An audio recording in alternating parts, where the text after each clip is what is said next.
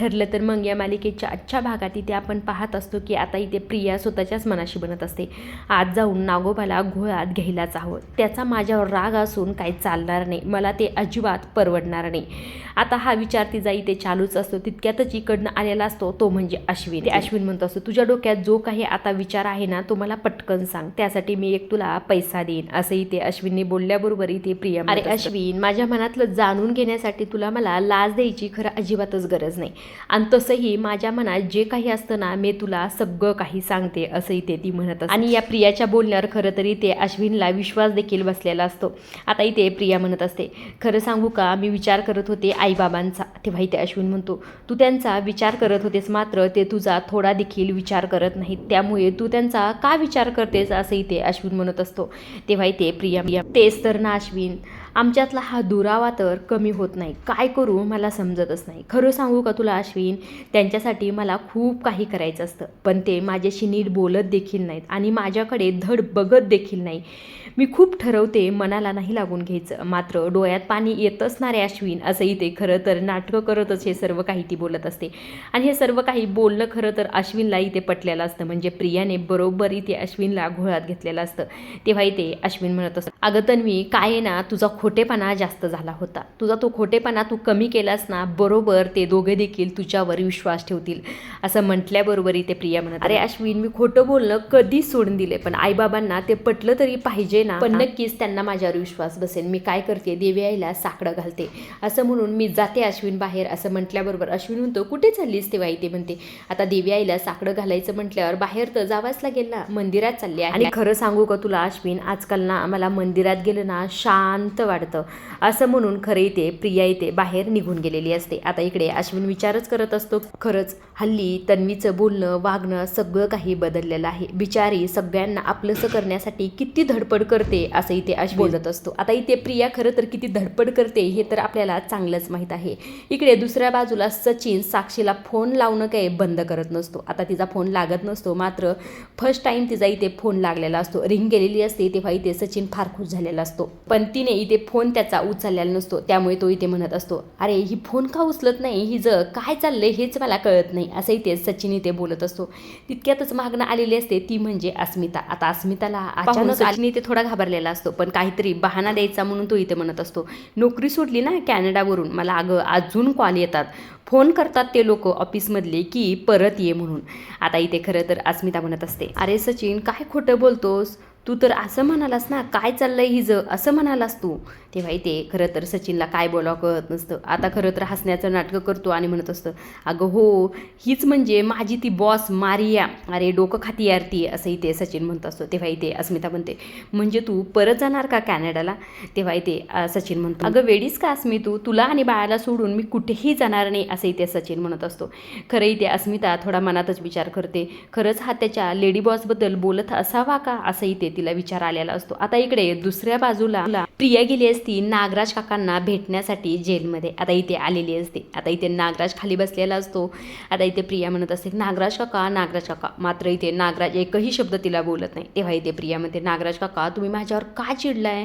तुम्हाला जन्मठेप झाली ना, मला इतकं वाईट वाटलं, इतका मला मोठा धक्का बसला की मी घरी पोहोचेपर्यंत रडत होते, असं इथे प्रिया म्हणत असते. तेव्हा इथे खरं तर नागराज म्हणतो, हे सगळे काही तुझे अश्रूत ना मगरीचे अश्रू आहेत. तेव्हा इथे खरं प्रिया म्हणते, अहो माझ्यावर थोडा तरी विश्वास ठेवा, मी तुमची साथ कधीच सोडणार नाही. मला सांगा, आता तुमच्या घरातील कोणीतरी तुमच्यासोबत उभा आहे का? कोणीतरी बाहेर तुम्हाला जाऊन खटपट करणार आहे का तुम्हाला सोडवण्यासाठी?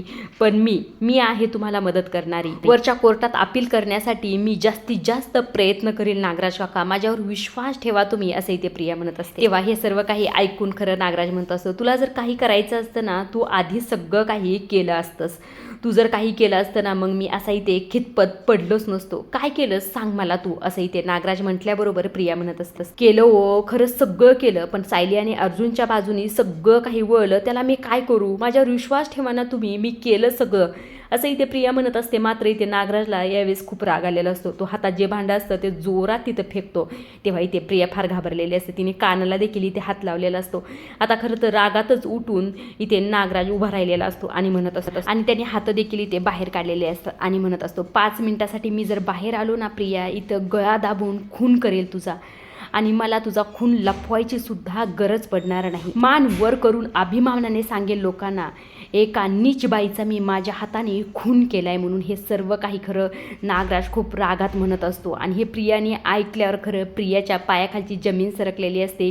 ती ते फार घाबरलेली असते. आता इकडे दुसऱ्या साईडला देखील ते खरं तर अर्जुन आणि सायली मेहपतला भेटायला आलेले असतात. आता अर्जुन आणि सायलीला पाहून खरं मेहपत म्हणत असतो, मला वाटलं होतं मला काय तुमचं आता तोंड बघायला मिळणार नाही. म्हणजे मी काय नाग्याविरुद्ध जी साक्ष दिली त्यामुळे हा आतल्या गाठीचा नाग्या खरं तर जेलात आता सडणार आहे. मी तुम्हाला तिथे सगळं काही सांगितलं आहे, मग आता इथे तुम्ही कशाला आलात असं इथे मेहपत म्हणत असतो. तेव्हा इथे अर्जुन हो, आम्हाला हवं होतं ते तर आम्हाला सगळं मिळालेलं आहे. तुम्हाला दोघांना देखील शिक्षा आम्ही दिलेली आहे, पण काही प्रश्नाचे उत्तर बाकी आहेत ते घेण्यासाठी आम्ही आलो आहोत. तेव्हा इथे मेहपत म्हणत असतो, प्रत्येक वेळी आपल्याला जे पाहिजे असतं ते मिळतंच असं नाही ना सुभेदार. कोर्टात मी जे बोललो ते बोललो कोर्टात.